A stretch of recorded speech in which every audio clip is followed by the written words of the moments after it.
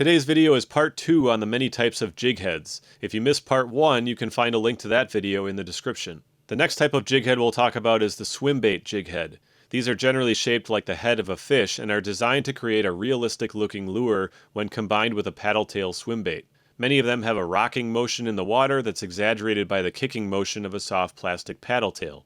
These are most effective when the water is warm and fish are more likely to be aggressive and looking for a large meal.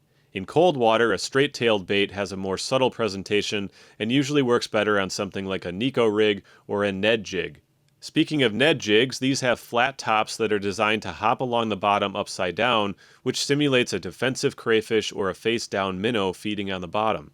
The minnow looks distracted and predators consider it to be an easy target.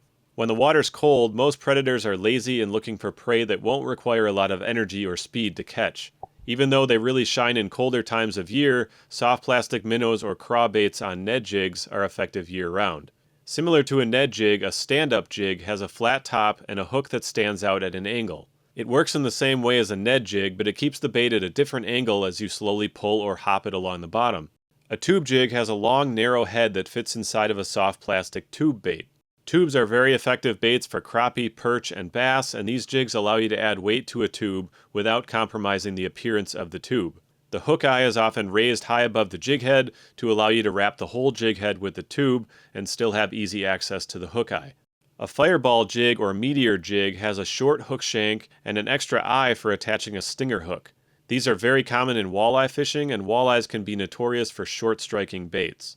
A stinger hook puts another hook near the back of your bait so that a short striking fish still gets a hook into its mouth. A diving jig acts like the lip of a crankbait while you retrieve it through the water. The downward angle of the head causes the lure to resist rising up toward the surface as you retrieve it. Some diving jigs even have a plastic lip molded right into the head, just like a crankbait. Floating jig heads are hollow and buoyant. They're great for imitating a dying minnow at the surface, either with a real minnow on the jig or a soft plastic minnow.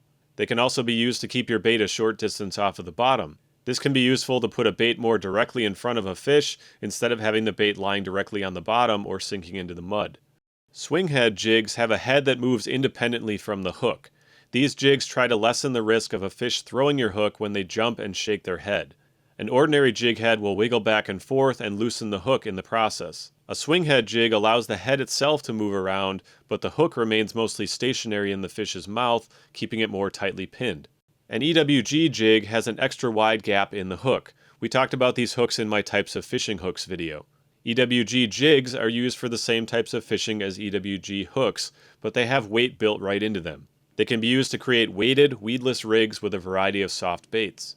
Bass jigs are skirted jigs that come in all sorts of sizes and colors. They're very commonly used for largemouth, smallmouth, and spotted bass fishing. These jigs have a thick weed guard to protect the hook point from vegetation and wood, and they're often used with soft plastic trailers like paddletails and craws. A variation of the bass jig is called a bladed jig or chatterbait.